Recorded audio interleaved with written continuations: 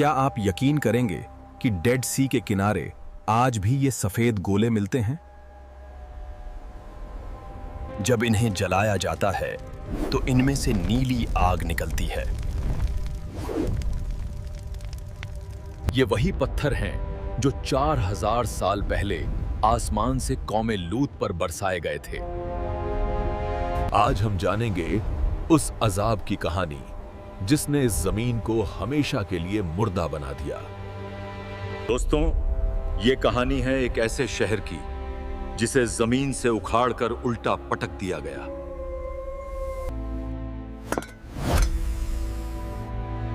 सच की तलाश एक लंबा सफर है और हम चाहते हैं कि आप इस सफर में हमारे हमसफर बने। चैनल को सब्सक्राइब करें और तारीख के राजों से पर्दा उठाएं। दुनिया में एक ऐसा समंदर है जहां कोई मछली जिंदा नहीं रह सकती,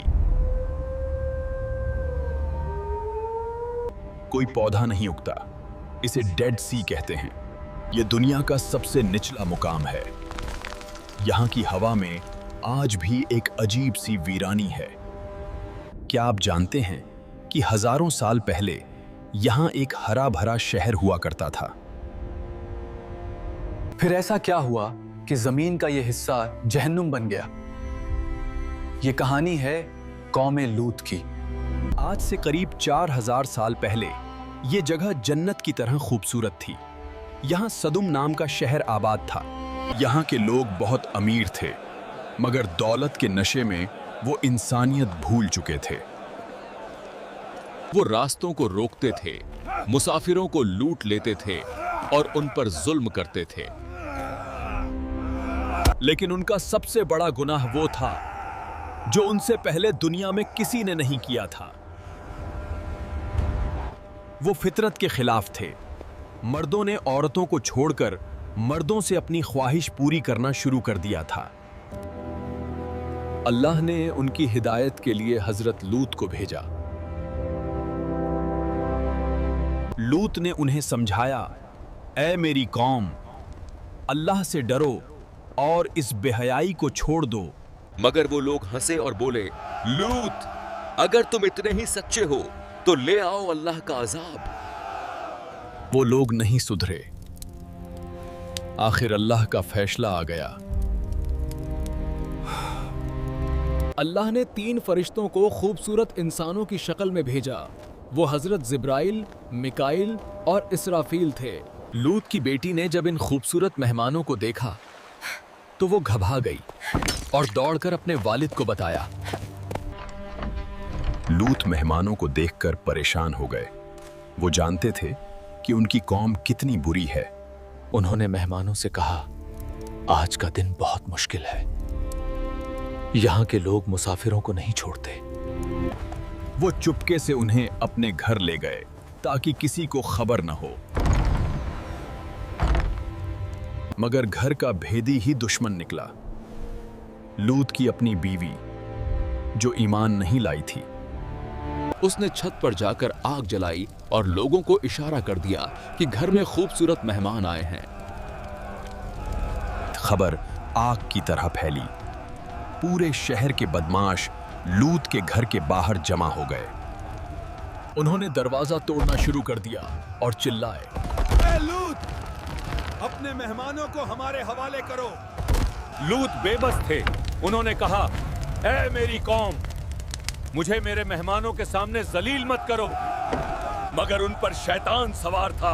वो बोले, हटो रास्ते से, आज कोई नहीं बच सकता।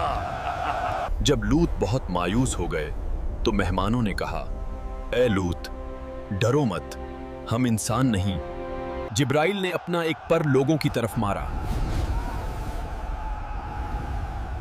और एक तेज रोशनी चमकी।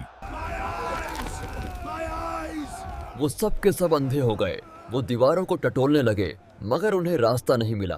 फरिश्तों ने कहा, रात के आखिरी हिस्से में अपने घर वालों को लेकर निकल जाओ, सुबह अजाब आने वाला है। लूत अपनी बेटियों को लेकर चुपचाप शहर से निकल गए। शर्त यह थी, कोई पीछे मुड़कर नहीं देखेगा। जो देखेगा वो मारा जाएगा। रात बीत गई। जैसे ही सुबह का सूरज निकलने वाला था, अचानक एक ऐसी भयानक चीख सयाहा गूंजी जिसने सबके दिल दहला दिए। जिब्राइल ने अपना पर जमीन के नीचे डाला और पूरे शहर को जड़ से उखाड़ लिया। वो उस पूरे शहर को उठाकर आसमान की ऊंचाइयों तक ले गए। और फिर अल्लाह के हुक्म से उस शहर को आसमान से उल्टा कर दिया गया। वो बस्ती औंधे मुंह जमीन पर आ गिरी। एक जोरदार धमाके के साथ सब कुछ चकनाचूर हो गया। लेकिन अजाब अभी खत्म नहीं हुआ था। आसमान से पकी हुई मिट्टी के पत्थर बारिश की तरह बरसने लगे। हर पत्थर पर उस इंसान का नाम लिखा था जिसे उसे खत्म करना था।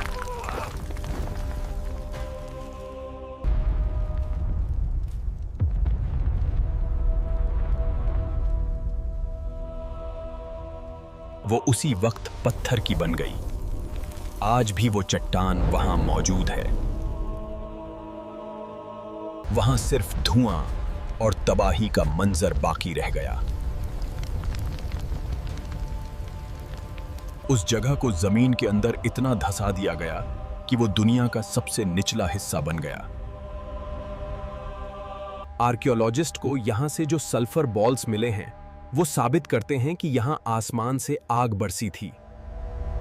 यहां की मिट्टी में आज भी राख की एक मोटी परत मिलती है। हजरत लूत और उनकी बेटियां बच गईं क्योंकि वो नेक थे। कुरान में फरमाया गया, बेशक इसमें निशानियां हैं उन लोगों के लिए जो अक्ल रखते हैं। कौम लूत का किस्सा आज भी हमें याद दिलाता है कि खितरत से लड़ने का नतीजा क्या होता है। क्या आज हम वो गलतियां नहीं कर रहे जो उन्होंने की थीं? अल्लाह हमें सीधे रास्ते पर चलने की तौफीक अता फरमाए।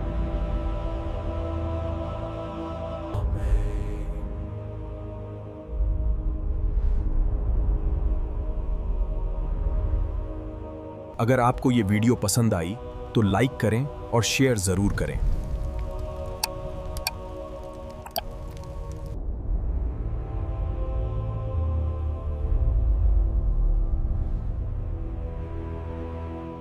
अल्लाह हाफिज।